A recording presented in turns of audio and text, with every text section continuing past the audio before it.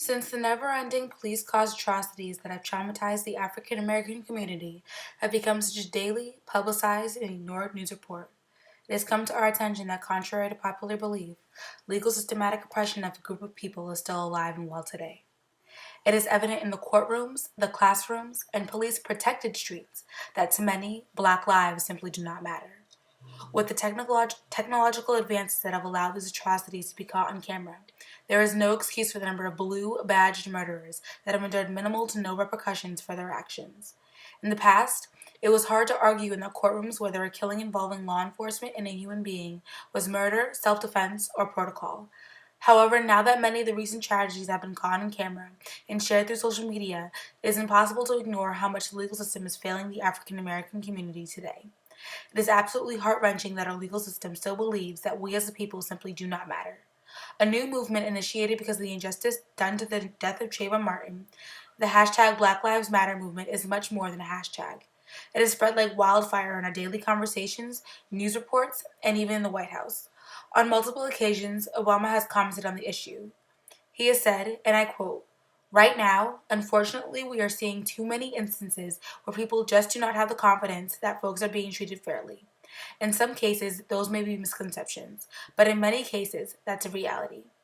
And it's incumbent upon all of us, as Americans, regardless of race, religion, or faith, that we recognize this as an American problem, and not just a Black problem, or a brown problem, or a Native American problem.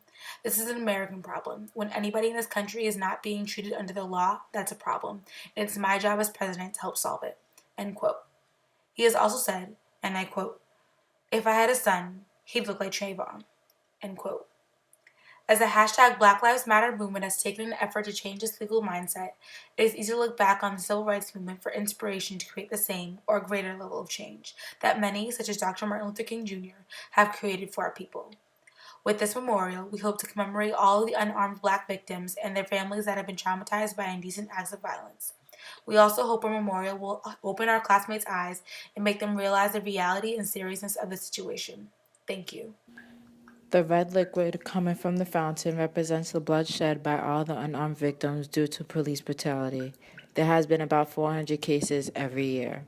The names I have zoomed in on are the few in which their cases have been greatly spread by social media, but obviously not enough.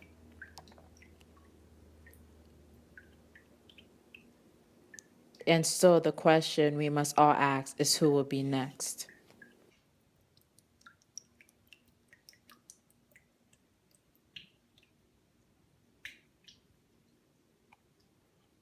We have chosen to place our memorial in front of Arkansas State Capitol, where the sculpture of the Little Rock Nine is also placed. Having this been the first civil rights monument in the South, it is important for people to see how much injustice African Americans still face in 2015. It will bring awareness to all visitors and hopefully spark immense change on all levels.